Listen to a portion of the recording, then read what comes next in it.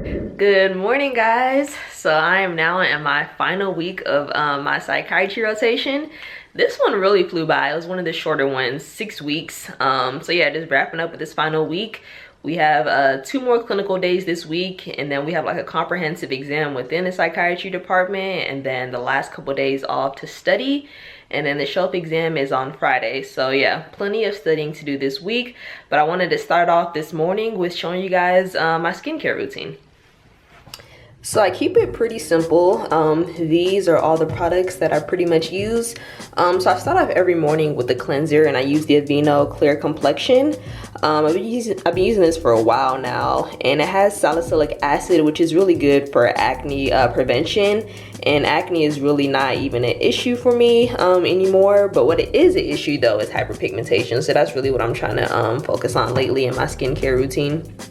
So after I'm done cleansing, I then use one of my exfoliators. I have 3 different ones, but the primary one I use is the Kate Somerville exfoliator. And I do this about 2 to 3 times a week, and I do this at nighttime actually. And exfoliating is good to unclog your pores, and it really just gives you that glow. So this is also a part of my routine.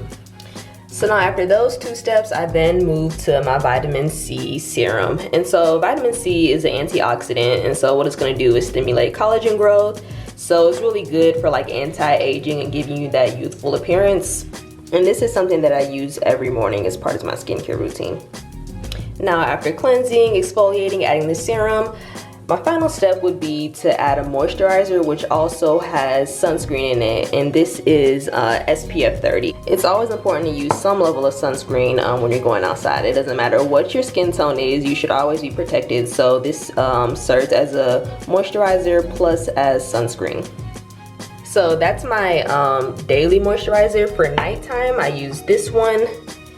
It's the Aveeno Positively Radiant as well, but it's just the night cream that I use. And if you can, I recommend, if you have access to a dermatologist, if you can go to a dermatologist, get some type of tretinoin cream. And this is for prevention, acne prevention, and it also helps with hyperpigmentation. But this can only do so much. It is a great product, but hyperpigmentation is still it's still an area that I struggle with. And so recently I started using this product from Vanity Planet. So I'd like to thank Vanity Planet for sponsoring today's video. And what this is Exfora, and what it is a microdermabrasion wand. And microdermabrasion is pretty much used to like renew the overall skin tone and texture of your skin. So some of the benefits of this product is that it helps reduce acne by clearing away the dead skin cells. It also helps lighten up the appearance of hyperpigmentation, which is the area that I really want to focus on. And then it promotes collagen production, like I mentioned before, that helps with the appearance of like the fine lines and wrinkles. And then it also enhances the absorption of skincare products.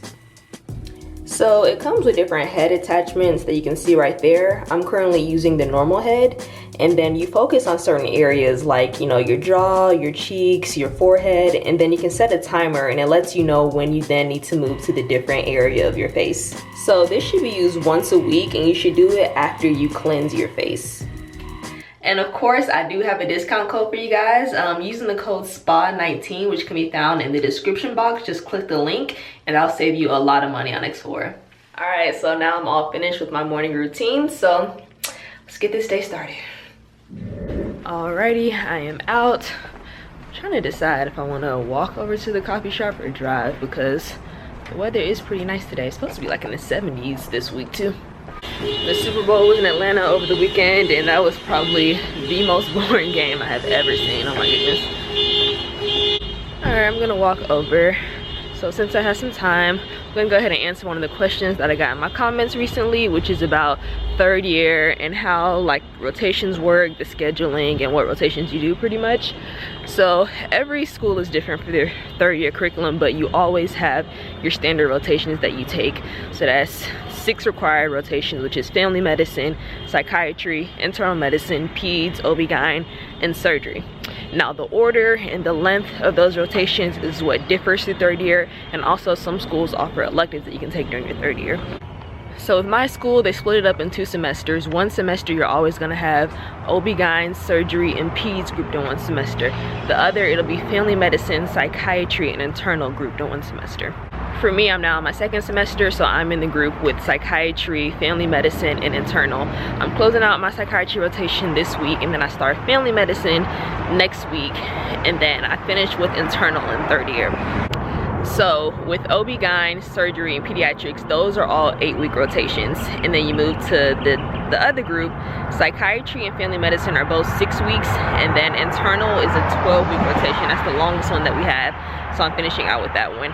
And so yeah, that's pretty much it. Those are the 6 core rotations we have. That's the way my school splits it up, and then that's how they're divided into 6 weeks, 8 weeks, and then 1 12-week rotation.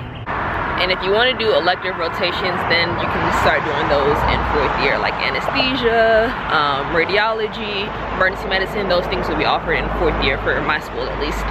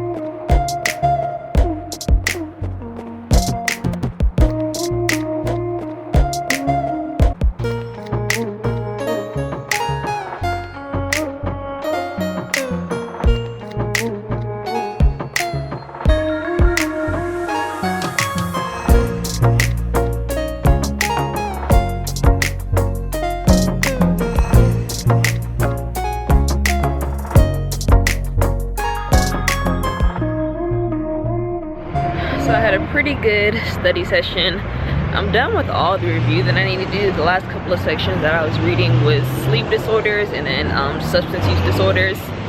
And with substance use, you can like easily get a lot of points or lose a lot of points, you know, based on if you know it or not, because they'll just give you a lot of different scenarios where they're either intoxicated with the drug or they're withdrawing, and you just have to know like some of the common drugs are like alcohol, opiates, PCP, LSD, marijuana. So they give you the case scenario, and then yeah, you just need to know what the drug is pretty much.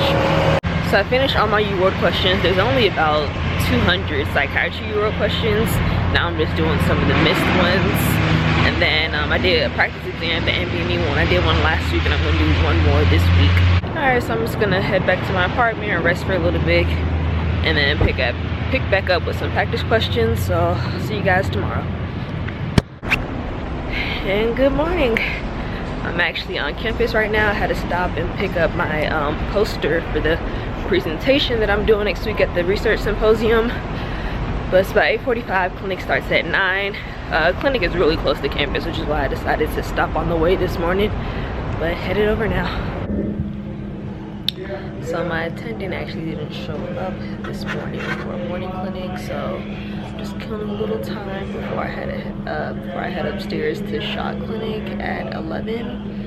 And shot clinic is literally patients just come in, you give them a shot, like say a shot of an antipsychotic like haloperidol. And there's various reasons you can do that, like if a patient is not compliant with their medications, or if something's preventing them from taking oral medications, you give them an injection. They can come back like every 2 to 4 weeks to get that.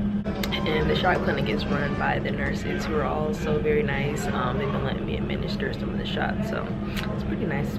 So I am all done. That was my last day of clinic for this rotation. I think it was a pretty good 6 weeks. I stayed at the VA for the entire time, depending where you're at. Like my other classmates, they got to split up 3 weeks and 3 weeks, so I didn't get like any inpatient time. So I wish I could have got that experience, but overall I would say it was a pretty solid rotation. I'm not going into psychiatry, but I'll definitely be seeing more of psychiatry. The one thing that I'm definitely gonna miss about this rotation is the schedule, like days starting at 9 a.m, finishing by 1:30 or 3, depending on like what day it is. And then also like the vibe, like the residents, the attendings, just so laid back and relaxed compared to some other rotations where pretty much in 3rd year you always have to be on, like you always have to be ready to answer questions. There's constant pimping and things of that nature, so this was definitely a change of pace. And pimping pretty much just means asking questions. Like if you're on rounds, they're going to be asking you tons of questions about the patient you have. Or if you're in the OR, they're going to be asking you about the procedure, things like that. So that's what pimping is.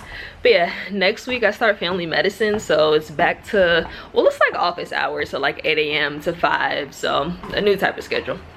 So recommended resources for this psychiatry rotation, definitely first aid is a must. And then I love case files as well. I used it in OBGYN and a little bit of surgery, but those two. And then I did online med ed as well as some lectorial videos. And all the resources that I used for the various rotations, I've linked them so you can find those in the description box.